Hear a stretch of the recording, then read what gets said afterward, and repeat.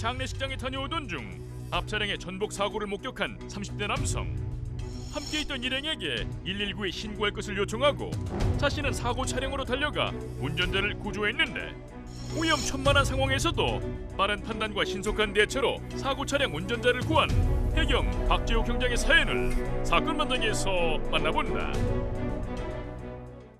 네, 이 가슴 따뜻하고 훈훈한 사연 속의 주인공을 만나는 시간입니다. 함께 사는 세상 시간인데요. 지난 13일이었습니다. 강원도 동해시 한 국도에서 차량 전복 사고가 발생했는데 이 30대 남성이 나타나서 사고 차량 운전자를 구조를 했습니다. 네, 13일 밤 10시 이게 국도, 이게 동해 삼척간 7번 국도거든요.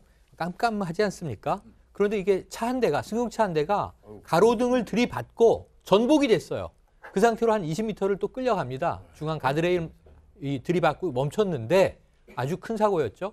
그런데 저 뒤에 따라오던 차량이 굉장히 민첩하게 훈련된 자세로 딱 멈추더니 일사불란하게 상황 정리를 하면서 저때 제일 위험한 게 2차 사고죠. 그렇죠. 뒤따라오던 차량이 또 계속 부딪히면서 연쇄 추돌이 일어나는 경우들이 많은데 정확하게 이 사고 현장을 딱 통제를 했습니다.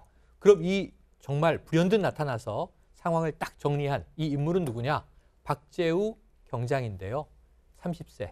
그리고 바로 이 동해해양경찰서 소속이었습니다. 예, 박재우 경장의 사진이 나오는데 앞서 저희가 설명드렸지만 사실은 이제 이런 국도라든가 고속도로 사용해서 사고가 나면 이 뒤에 오는 차의 이 속도를 줄일 수 없다 보니까 상당히 큰 위험 사고로 이제 이어질 수밖에 없는 건데 당시 상황을 목격하고 사고 차량 운전자를 구조를 어떻게 한 것인지 박재우 경장의 목소리를 듣고 오겠습니다.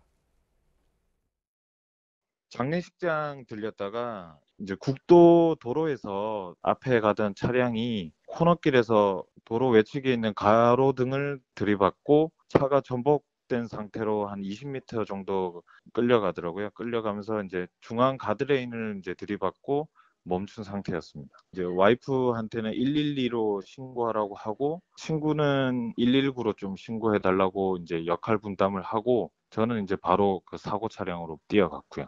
일단은 뒤에서 목격했을 때 사고가 굉장히 이제 크게 나고 해서 운전자나 이제 그 사고 차량 안에 타고 있던 분들이 혹시나 크게 다칠 수 있다고 생각을 해서 빨리 이제 구조를 해드려야겠다는 생각밖에 없었고요. 도로다 보니까 뒤따라오는 차량들로 해서 2차 사고가 크게 날 것 같아서 최대한 빠른 시간 안에 이제 운전자나 이제 차 안에 있는 사람들을 구조해야겠다는 생각밖에 없었습니다.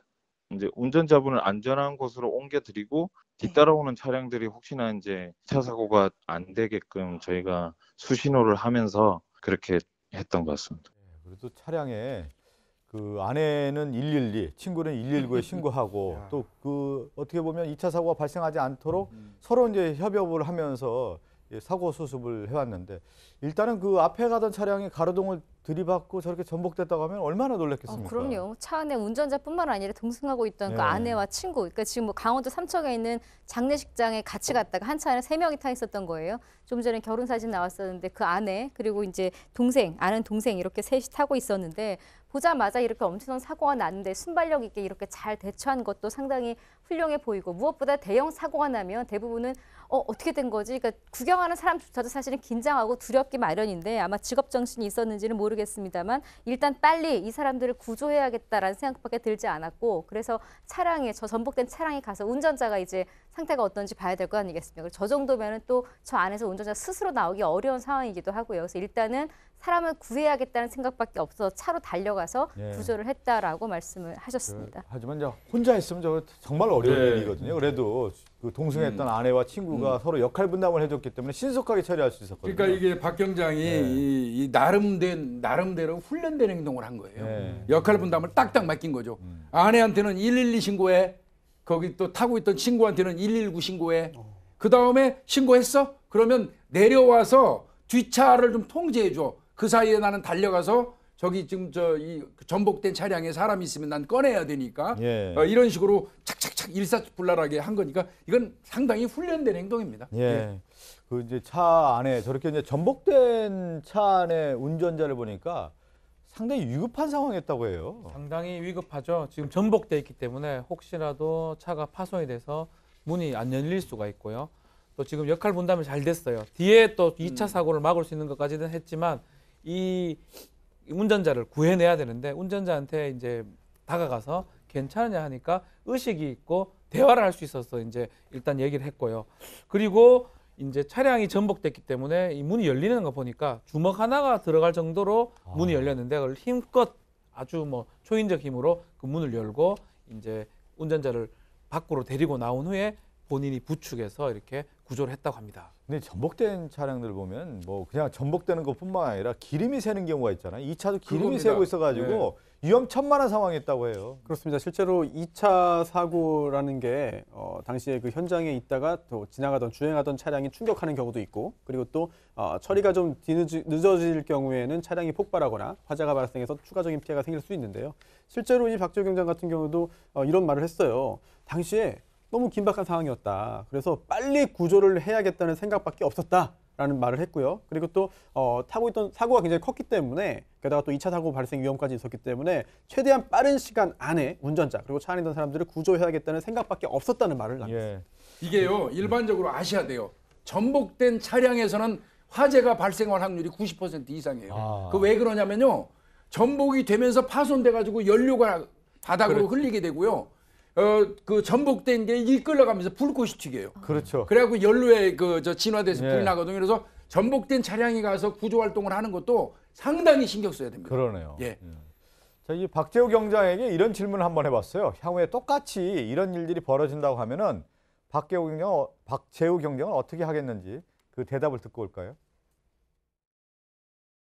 그때 그래도 정말 크게 안 다치신 게 다행이라 이런 얘기를 했었고 저는 사실 뭐 대한민국 국민이면 누구나 당연히 그러한 상황이면 구조를 할 수 있다고 생각을 하고 해양경찰에 근무하면서 당연한 일이라고 생각을 해서 도와드린 건데 이렇게 또 칭찬까지 해주시니까 좀 부끄럽고 몸둘 바를 모르겠더라고요.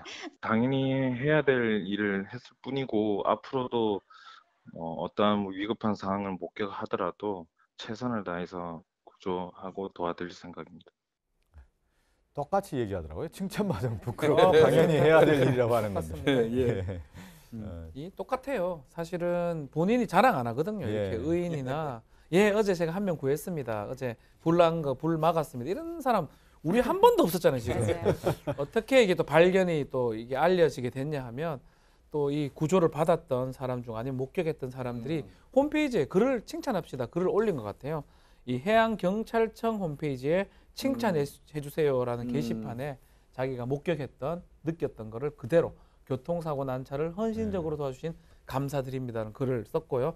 그래서 또 경찰은 또 조사는 잘하잖아요. 누가 했는지 찾아봤습니다. 해양경찰청에서 찾아보니까 박재우 경장이 한 것을 알게 됐고요.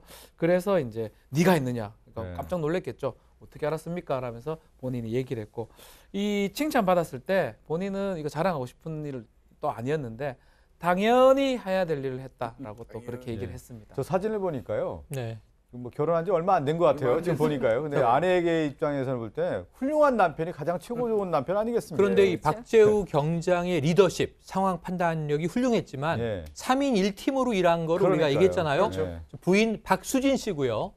친구 양재성 씨입니다. 이 세 분 모두 다 고생하셨습니다. 하나 더 추가로 말씀드리고 싶은 게 아니 뭐 당연한 일을 했는데 칭찬받는 거 부끄럽습니다. 이거는 솔직히 우리 미담이 항상 나오는 말이니까 식상하다고 치고요. 이분들이 전 조금 더 또 마음이 훈훈하게 다가왔던 게 본인들이 이렇게 수습을 하고 가면서 우리는 지금 이 행동 자체를 칭찬을 하고 있습니다만 당장 칭찬을 받아야 될 본인들이 계속 사고 났다 운전자들 어떻게 됐어? 그분들 괜찮으실 때 이 걱정을 계속 하시면서 갔다고 해요. 사고 수습하러 온 경찰이나 소방대원들한테 그분들 무사하시냐. 무엇보다도 지금 아는 동생의 장례식에 갔다 오는 길이었잖아요. 그러니까 젊은 생명이 쉽게 갈 수도 있다는 안타까운 마음을 갖고 오다가 본인들이 어떤 사람들을 살렸다, 구했다라는 생각이 드니까 더 자부심이 있었고 아마 동해 해양경찰서가 조금 더 자세한 경위를 잘 파악한 후에 박 경장을 표창할 예정이라고도 합니다. 우리가 그냥 이런 얘기를 하지만 사실 국도에서 저렇게 차량 전복 사고가 있다가 하면 뒤에 따라 사람 당황할 수밖에 없는 상황인데 그 상황에서 위기 대처를 잘하고 위기 관리를 하면서 2차 피해 없도록 하고 신속하게 사람을 구해했다라는 것 자체가 큰일을 한 겁니다. 훌륭한 남편을 두셨습니다. 오늘 이 사건 끝으로 인사를 나누겠습니다.